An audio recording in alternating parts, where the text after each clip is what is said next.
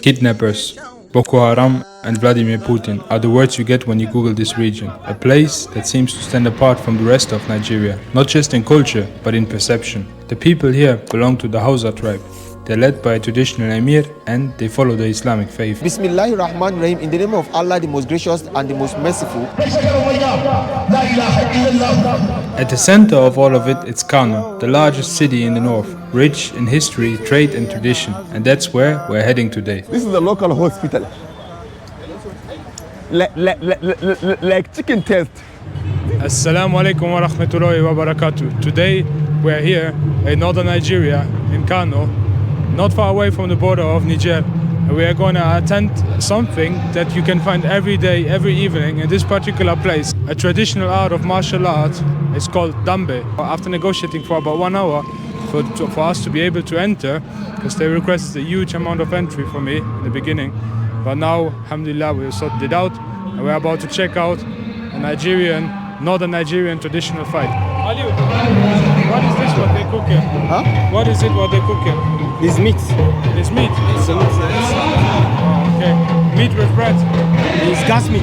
We are waiting patiently to observe or to watch the traditional wrestling, popularly known as Dambe. And by the way, this is Aliyu.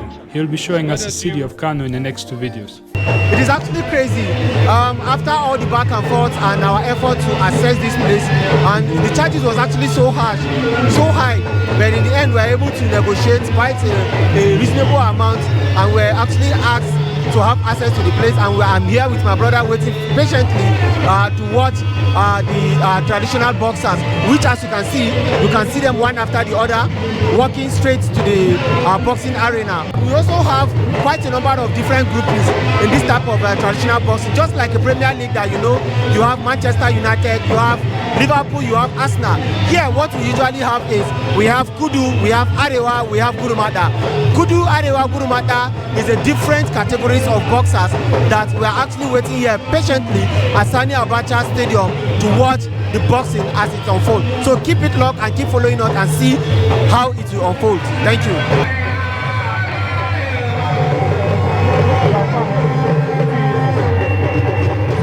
It's basically a championship and they're sorting the teams.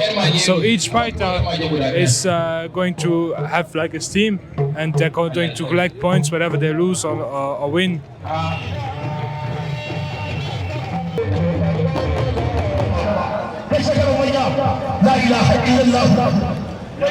Traditionally, any winner that actually win is boxing, you see him going across from one place to other, trying to kind of pay homage or kind of sort of respect to the entire populace that are here to watch the traditional boxing.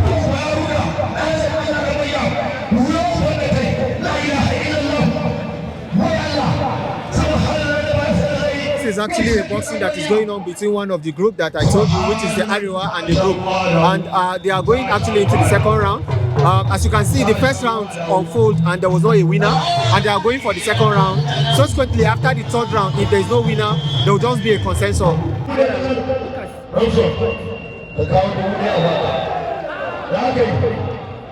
This is it. The event is finished because the sun is breaking down. We have to go for the Maghrib prayer. Can I eat this? Yeah, you can. Yeah? Assalamu alaikum. What is it made of? It's just granite sugar. It's just a mixture of granite and sugar. That's just it. Yeah. Let's take a small piece now. Okay, you want to test? Yeah. Okay. But I'm careful with your stomach. I don't want you to take something that will affect your stomach. Are you sure? I think it will be okay now. You okay with this? Yeah. So I can try this? Yeah, you can try, yeah. Maybe a small piece. Yeah.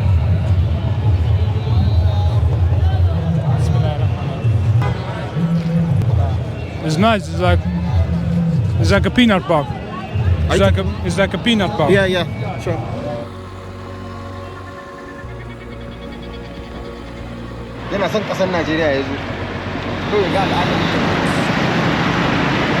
And when you drive around over here, you need to be careful. There are a lot of stones on the road.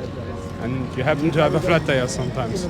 Kano was once a major hub for trade in West Africa. Merchants and travelers from across the region came here to exchange their goods. But among all the bustling places, one stood above the rest. It's a place where they produce local textile, and with this chemical substance that they're abusing for the textile, for the coloring, they're using it for medicine, and it's quite stunning. Let's dive into the Kano dyeing pits. So the year of the dye pit, 1498, about 526 years ago. So this pit in here, the total pit in here, 144 pit, 144. So we take the 6 meters empty pit. We put the water, normal water, 1,550 liters of water inside of 6 meters. So after I put the water, this is the 3 ingredients to give the solution like this. So number 1, ash, normal ash from the firewood. We mix the 40 times of ash. After mixing 40 times of ash, we take the basket, cover the pit, leave 3 days.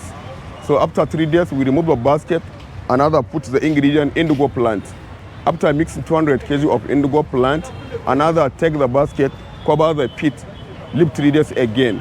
So after 3 days, we remove the basket, another put the ingredient potassium chloride. So this potassium chloride is not selling potash in the market. We produce here ash to brighten the cloth, indigo to give a color blue, potassium chloride to the fix in the color. If you wash the fabric, color is no pass, color is no rain away. So this water is local medicine. Our forefather, this is the local hospital. Like chicken test. This water like chicken test. This is the Emir's Palace design. Emir's Palace design. The Emir in the center and around the bodyguards of the Emir. This is the Emir's Palace design. This is another design. This is the moon in the center. This is the moon in the center, stars and cloud. Edge of cloud. Moon, stars and cloud. This is the stars and cloud. And by the way, whilst we're visiting the dyeing pits, we saw a class excursion that came here, and it was very nice to meet them. Good morning. As you can see, we are in Kano, and I'm with my students for an educational visit. Assalamu alaikum.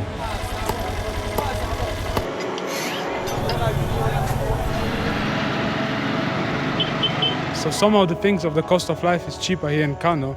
For example, the cattle, what you can see right behind me. In fact, a lot of people, for example, they come all the way from Lagos up to Kano to purchase the cow and to slaughter it here, or either way they'll transport it all the way down to Lagos because it's much cheaper for them to get it from here rather than from Lagos. My name is Abdulwahid Kabir Inwa, in my cow dealer in Kano State. How much is the price of one cow? One cow, the first one, 1,800,000 naira. How many cows do you sell in 1 month approximately? About 20, 25. Yes, sir.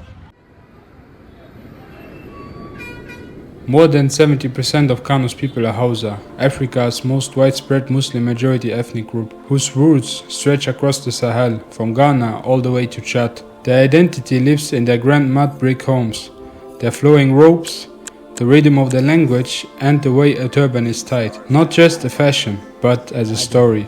A kasar Hausa da yankin Hausa wannan ita ce al'adam, especially wanda yake a masarautar Kano.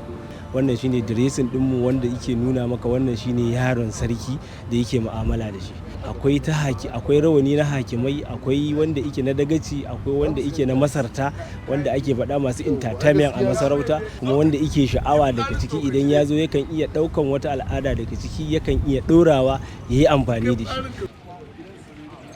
Right behind me, you have one of the ancient buildings of Kano, which is as of today a museum, and has been built in 1440, which makes it over 500 years old. We're going to check out this place right now. Those kind of people that were from Nigeria, that were from this country. It was after him, there was the movement of Boko Haram that got created. Because they are just changing it from Metesine to Boko Haram. The name just changed.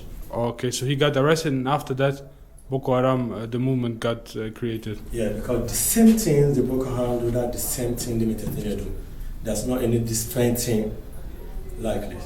This is the Hausa traditional bride room. So come inside, come and see some of the ancient things in the bride room. Northern Nigeria is full of color, culture, and history. Look at Click the the link in the boxes. description box if you're ready to explore it yourself. And when we come here, this is the oil container. This is what they use to put oil or honey inside. And it will stay more than 10 years, it's not got spoiled. Yeah, this is the Asian way of building the house. With mud? With mud. Oh, okay. If it will rain, it will be... No, whenever it's raining, the water will not come inside because when they put the mud, they now put a desert palm on top and cover it with the mud. So in the night it will be warm and in the day it will be cool? Yes, in the night it will be warm. No, even in the sun now it will be hot, in the day it will be very cool. Kano is over 1,400 years old, and for most of the time it's been ruled by an emir. This, right here, was his first palace, the regional seat of power. Which especially around the emir's palace is that a lot of men, they're wearing turban, which you will not really see inside of the city of Kano. It's only here in the area of the emir's palace compound. Now one question arises. What law do you have in Kano? The federal law or the Sharia law? Kano State practice strict Sharia law, and that is why we also have the Kano State Hisbah Board. Kano State Hisbah Board is a state agency that is in charge of checking the excesses of people and make sure that people are actually abiding by Sharia law in Kano State. That said, also, not also forgetting, Kano State is a respecter of the Constitution of the Federal Republic of Nigeria. Kano State work hand in hand, Sharia law set aside the Constitution of the Federal Republic of Nigeria, ensuring that every citizen is not being violated, your fundamental rights is actually being protected. The law of the land, which is the Sharia law, and the law of the Federal Republic of Nigeria, which is the Constitution of the Federal Republic of Nigeria. The view from the top of the hill, you're supposed to have like a really big view. From here we kind of have a view, but it's in the cold season, and during that season you have a lot of fog that is circulating around the city, which makes the view a little bit less visible. But if there won't be fog, you could see maybe all the way to Niger, who knows. The northern areas of Nigeria have been labeled as an unsecured place. Now we are here in Kano, and I want to have your opinion on what you have to say about this, whether it's safe and the current situation. Like you said, it was actually been labeled as unsecured place. So saying Kano is actually labeled as an insecure place, you can see it. I think you are in the right position to actually disregard such rumor.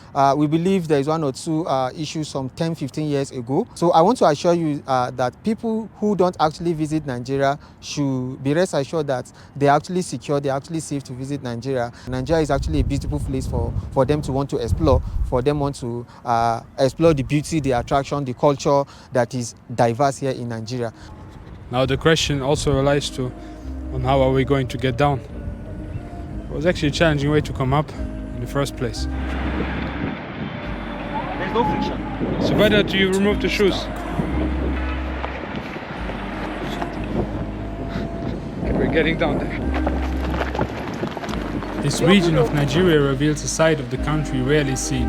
In the next and final episode, we'll visit a place in Kano where the conditions tell a story of struggle and resilience.